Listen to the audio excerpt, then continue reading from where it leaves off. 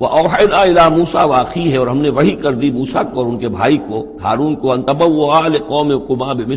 بِمِصْرَ بُيُوتًا، کہ تم اپنی قوم کے لیے مصر میں کچھ گھر معین کر لو،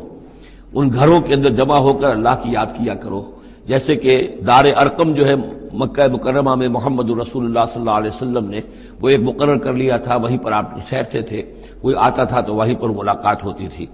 ان تبوأ لقومکما بمصر بیوتا، کہ تم کوئی معین کر لو مصر میں کچھ گھر، واجعلوا بیوتکم قبلۃ، اور اس کے علاوہ یہ کہ اپنے گھر بناؤ ہی قبلہ رخ، اس لیے کہ مسجدیں تو بنا نہیں سکتے، اور وہ معاملہ جو ہے فرعون کے خوف سے، تو یہ کہ گھر اپنے قبلہ رخ بناؤ تاکہ وہاں تم نمازیں پڑھا کرو۔ اب اس سے معلوم ہوتا ہے کہ قبلہ ان کا بھی تھا کوئی، جبکہ ابھی بیت المقدس تو بنا ہی نہیں ہے، وہ تو حضرت سلیمان علیہ السلام حضرت موسیٰ سے کم 1000 سال بعد آئیں گے،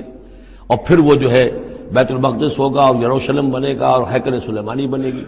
لہذا قبلہ تب اس وقت کا قبلہ کس کا تھا، کون سا تھا؟ یہی بیت اللہ قبلہ تھا۔ ان کے جو وہ خیمے ہوتے تھے قربان گاہ کے خیمے، ان کے بارے میں تفاصیل آتی ہے تورات کے اندر کہ وہ ایسے نصب کیے جاتے تھے کہ جب کوئی شخص جو ہے وہ قربانی پیش کرتا تھا تو اس کا رخ جو ہے سیدھا کعبے کی طرف ہوتا تھا۔ تو وَجْعَلُوا بُيُوتَكُمْ قِبْلَةً، اپنے گھر جو ہے قبلہ رو بناؤ، وَأَقِیمُوا الصَّلَاةَ وَبَشِّرِ الْمُؤْمِنِينَ، نماز قائم رکھو اور اہل ایمان کو بشارت دو۔